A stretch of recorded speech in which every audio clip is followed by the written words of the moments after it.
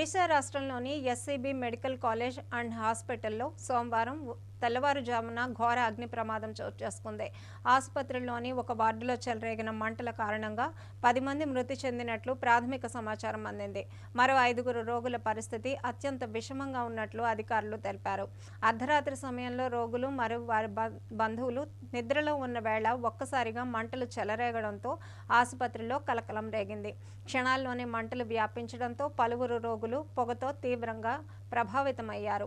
ఘటన తెలిసిన వెంటనే ఆసుపత్రి సిబ్బంది అప్రమత్తమై సహాయక చర్యలు ప్రారంభించారు. మొదట ఆసుపత్రి సొంత అగ్నిమాపక విభాగం మంటలను అదుపు చేసేందుకు ప్రయత్నించింది. అనంతరం బయట నుంచి 3 అగ్నిమాపక వాహనాలు ఘటనా స్థలానికి చేరుకొని మంటలను అదుపులోకి తీసుకురావడానికి చర్యలు చేపట్టాయి.